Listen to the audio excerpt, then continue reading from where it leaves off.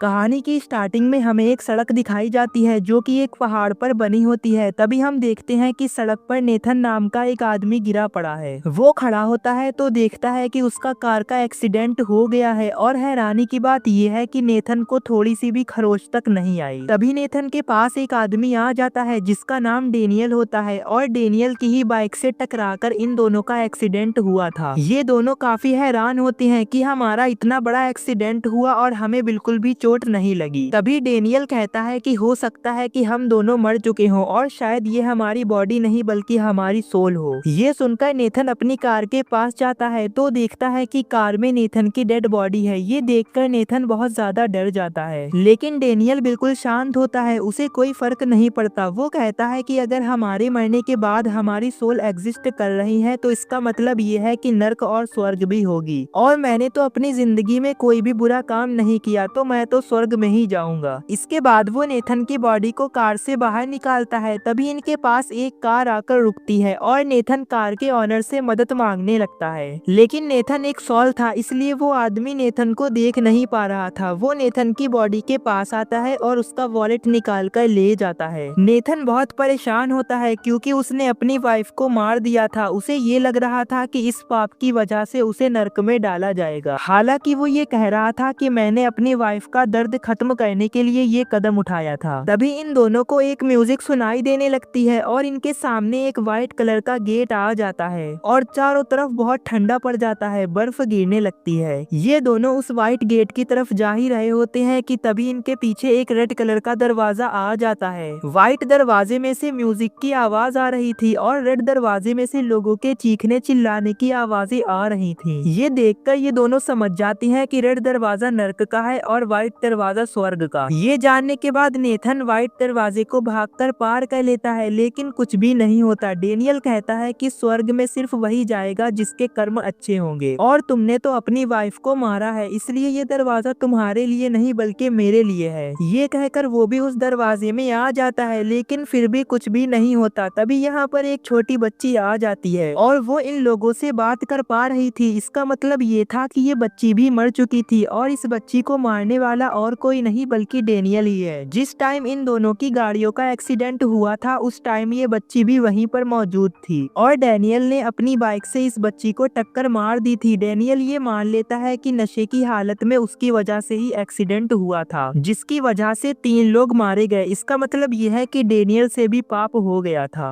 वो लड़की चीखने लगती है इसलिए डेनियल उसे उठाकर उस व्हाइट दरवाजे में फेंक देता है, जिसके बाद वो बच्ची भी गायब हो जाती है और दरवाजा भी। और अब सिर्फ रेड गेट यानी नर्क का दरवाजा ही बचा था। इसका मतलब ये है कि इन दोनों को नर्क में जाना है। ये दोनों दरवाजे के पास आते हैं। तभी नेथन डेनियल को धक्का दे देता है और वो गॉड से कहने लगता है कि मैंने कुछ बुरा नहीं किया बल्कि मैंने तो उसका दर्द खत्म करने के लिए उसे मारा। पर तभी नेथन को एक बहुत ही बड़ा मॉन्स्टर दिखाई देता है जो कि उसकी ही तरफ बढ़ रहा था। ये देखकर मजबूरन नेथन को नर्क के दरवाजे में आना पड़ता है। नेथन जब नर्क में आता है तो देखता है कि यहाँ पर बहुत सारी बॉडीज पड़ी हैं। इन बॉडीज के बीच उसे एक छोटी बच्ची की बॉडी दिखाई देती है। नेथन उस बच्ची की बॉडी को टच करता है तो उसे बच्ची की बीती हुई जिंदगी दिखाई देने लगती है। इस बच्ची का नाम जीन होता है और वो अपनी जिंदगी में बहुत शांत और मायूस रहा करती थी। उसे कोई परछाई नजर आया करती थी। एक रात जीन अपने बेड से नीचे उतरती है और कुछ खाने के लिए बाहर आ जाती है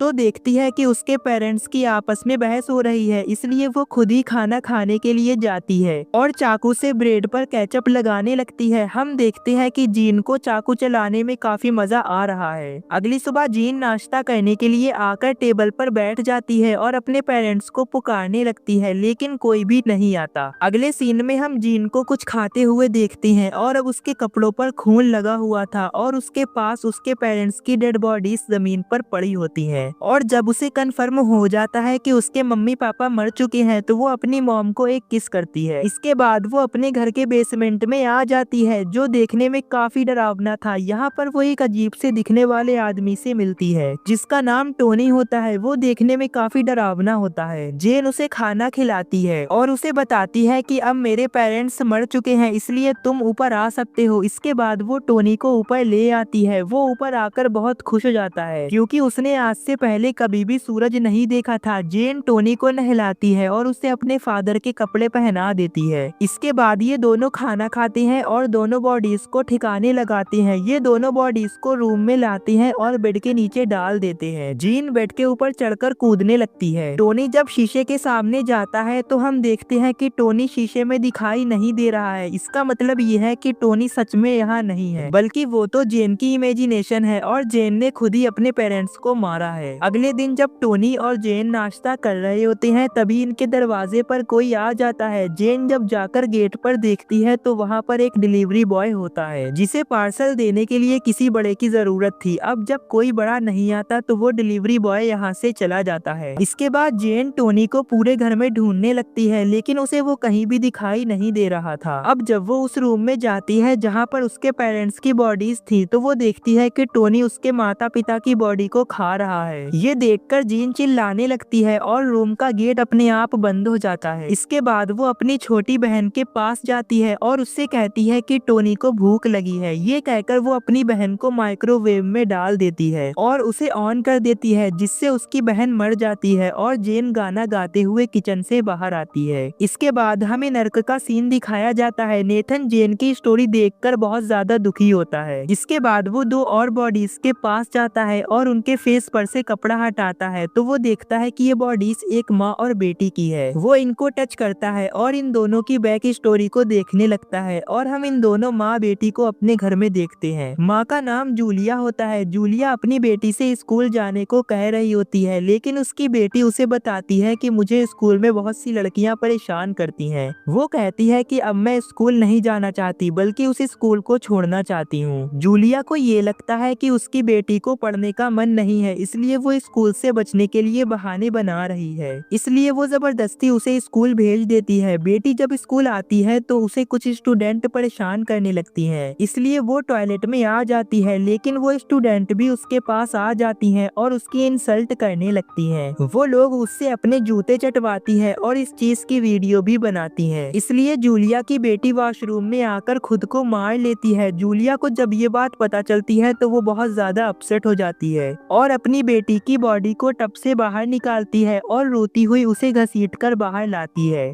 वो उसे एक कुर्सी पर बैठा देती है और उसके पास खाना लेकर आती है और कहती है कि मैं तुमसे बहुत प्यार करती हूँ और हम दोनों बाहर घूमने चल रहे हैं। अगले सीन में हम जूलिया को कार में देखते हैं जो अपनी बेटी की बॉडी को लेकर कहीं जा रही होती है। जूलिया उससे बातें करती है लेकिन जब वो कोई जवाब नहीं देती तो वो इस बात को एक्सेप्ट कर लेती है कि मेरी बेटी मर चुकी है। इसलिए वो अपनी बेटी की आंखें बंद कर देती है। तभी जूलिया की कार एक पेड़ से जाकर टकरा जाती है जिसके बाद फायर फाइटर आकर जूलिया को कार से बाहर निकालते हैं और फायर फाइटर को ये लगता है कि उसकी बेटी की मौत एक्सीडेंट की वजह से हुई है। ये सब देखने के बाद नेथन की हालत बहुत खराब हो जाती है। वो बहुत ज्यादा डर जाता है और अब वो किसी भी बॉडी की स्टोरी को देखना नहीं चाहता था। इसी दौरान उसके सामने नर्क का गार्ड आ जाता है। उसे देखकर नेथन उसे समझाने की कोशिश करता है। वो कहता है कि मैंने अपनी वाइफ को मारकर उसकी मुश्किलों को आसान किया क्योंकि उसे दिमागी बीमारी थी। लेकिन गार्ड उससे कहता है कि तुम्हें कोई हक नहीं है कि तुम किसी की जान लो। ये कहकर वो गार्ड नेथन को एक रूम में लेकर आ जाता है जो रूम काफी डरावना था। गार्ड नेथन से कहता है कि तुम्हें यहाँ पर 4000 साल तक रहना पड़ेगा। ये कहकर गार्ड यहाँ से चला जाता है। उसके जाते ही रूम में एक बहुत ही खतरनाक डीमन आ जाता है और वो नेथन को पकड़ लेता है और उसे मारने लगता है। वो उसे इतना मारता है कि नेथन नर्क में भी मर जाता है। तभी गार्ड भागकर रूम में आता है और उस डीमन से कहता है कि तुमने ये क्या कर दिया। अब वो फिर से दुनिया पर चला गया है। अगले सीन में हम एक बच्चे को होते हुए देखते हैं जिसके अंदर नेथन की ही सॉल होती है। गार्ड डीमन से कहता है कि नेथन को वापस लाओ। अगले सीन में हम देखते हैं कि वो डीमन उस बच्चे के पास बैठा हुआ है और इसी के साथ ही ये मूवी यहीं पर एंड हो जाती है।